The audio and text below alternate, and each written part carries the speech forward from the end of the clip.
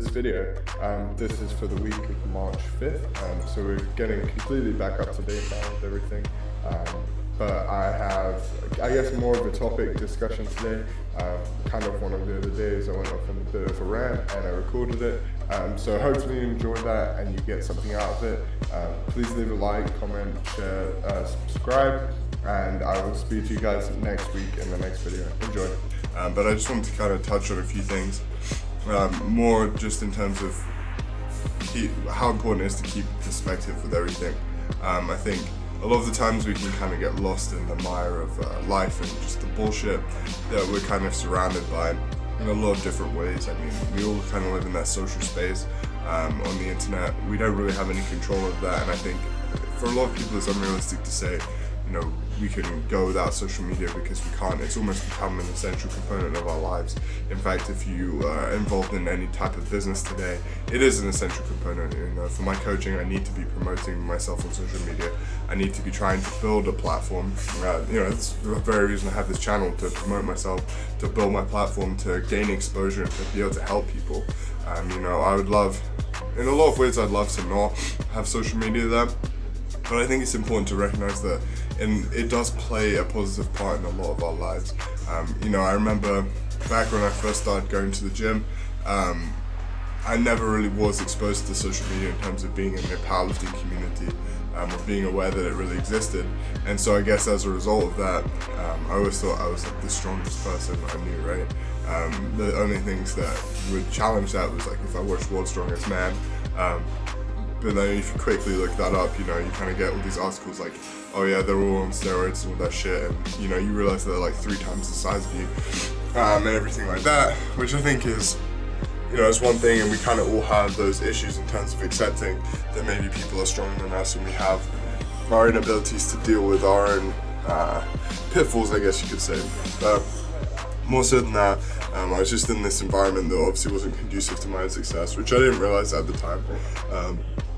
I kind of just got into it, and so I wasn't aware that maybe I needed to be in an environment that was going to allow me to have substantial growth in terms of being with people that would challenge me like that. But there wasn't anyone like that, and so really I never was able to feel challenged or be in a position where I wasn't the best at what I was doing. And so actually, luckily for me, I guess, otherwise I could have turned into like one of those gym bros or those people that you see benching in a slingshot. They're like 50 years old and they're only doing like 225 and they think they're the hot shit. And they say that because there was some guy like that in my gym this week.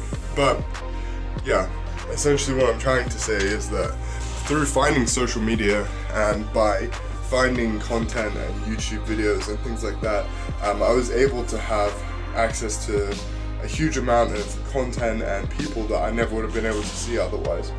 And that actually really shaped me in terms of my career as a powerlifter, and then my goals in terms of trying to get stronger, and then also building my own platform and having a way to communicate to people and help people get stronger and get the resources that they need to. Because I think that we often don't understand that social media has given us a lot of opportunities, and it's allowed us to gain so much more exposure than we otherwise could have had.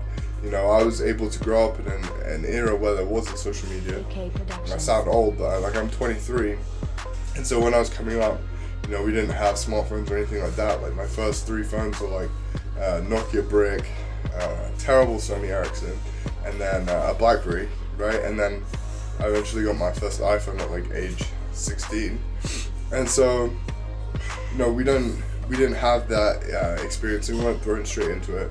So maybe I see it from a different perspective than a lot of people, but I also understand that it has brought a lot of positives. And I think without social media, powerlifting wouldn't exist in the way that it does today. You know, like there would still be absolutely no recognition. I'm not saying there's a lot now, but you know, when the Arnold Sports Festival first started, they weren't getting checks for $2,000 for winning the best lifter. You know, they weren't getting shit. They might get a tub of protein powder, but how does that help you pay for all your costs? You know, you get $2,000 check, or even, you know, 3rd place, 2nd place, or in the lower competitions, like $500. That's paying for your flight. This might pay for your hotel. Might pay for your food for the week. It's something, you know. Like most meets you go to and you compete, you don't get shit. And we do this purely for the love of the sport, but at the end of the day, like, money is money. And whether or not you put a huge value on money or not, it doesn't really matter. What matters is that it costs money to do these things, and it costs money to compete. And if you can go to a competition and you can win $2,000, that's pretty cool. But that only exists because the sponsors are there. That only exists because people want to see Ray Owens squat 1070. But if social media wasn't there, no one would know that the guy squats 1070. No one would care. What's important is that we've been able to create a good environment. We've been able to create a community. You know, we've been able to grow in it, expand in it, give people opportunities within it. You know, you can work in the powerlifting industry now. You can actually have a job. You can make money. You can make your career as a powerlifting coach. That didn't exist 5 years ago. That didn't exist when the sport was just coming up in this region. And so what you have to understand is that social media has given us so much positivity. It's given us the opportunity to grow, and it is the way that the sport will continue to grow, whether you like it or not. This money is coming from these companies that are fueled by social media. Look at the biggest companies in the sport, right? Like SBD, maybe they don't engage in social media so much, but they still sponsor their athletes that have big platforms. They still sponsor Ray Williams. I mean, the man's got like 150,000 followers. You know, his exposure is huge for them. Because I doubt there's 150,000 people that would otherwise have found out about SBD, you know? He's able to be in the zone that is enticing people that don't even powerlift, is teaching them about the sport, and is introducing companies to them and giving companies like SBD access. They can then use that information to, you know, advertise and promote. I'm not going to go too in depth in case you don't care about marketing, but it's just giving them a huge amount of access, which they wouldn't otherwise have had, right? And you know, you look at other companies like A7. A7 is like born out of like this social media culture. You know, they were able to identify that there's this huge problem in that commercial gym equipment sucks, and they did something about it. But then they were able to grow almost solely through this social media environment. And they're able to promote, sponsor athletes. It gives smaller athletes like opportunities to succeed. You know, you might be an athlete that's coming like 10th at Worlds, but now you got companies knocking at your door because you have 100,000 people that follow you on Instagram, or even like 10,000. You know, you have this exposure, and you're there, and you're able to put your name up, and people recognize who you are, and people see, oh, this guy's really strong, and he uses this stuff, so now maybe I should. So what you have to understand is that social media has been a good thing for us. Social media has been a hugely important thing for us. And you know, you really need to recognize that there has been powerlifting before this point. Like, it didn't just start as soon as you got involved in it.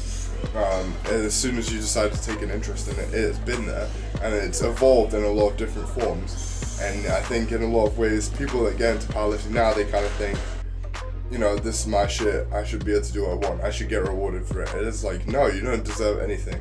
This goes back to what I was saying about entitlement, man. Like, if you really do love the sport and you want to succeed in it and you want to get stuff out of it, you have to earn it.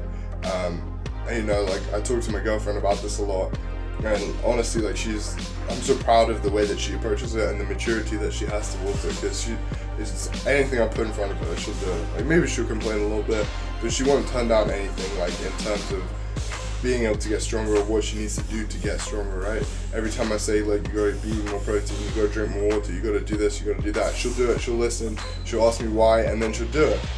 And she's willing to invest in herself right now and invest in the difficulty of that process, because she knows that eventually it will pay off and eventually she'll have the success in the sport, and she enjoys the process. You have to enjoy the process, you have to be invested in it. You might see 1,000 different bad things about it, and you might not be able to handle the social media culture, but at the end of the day, that's not really anyone else's problem, that's your problem.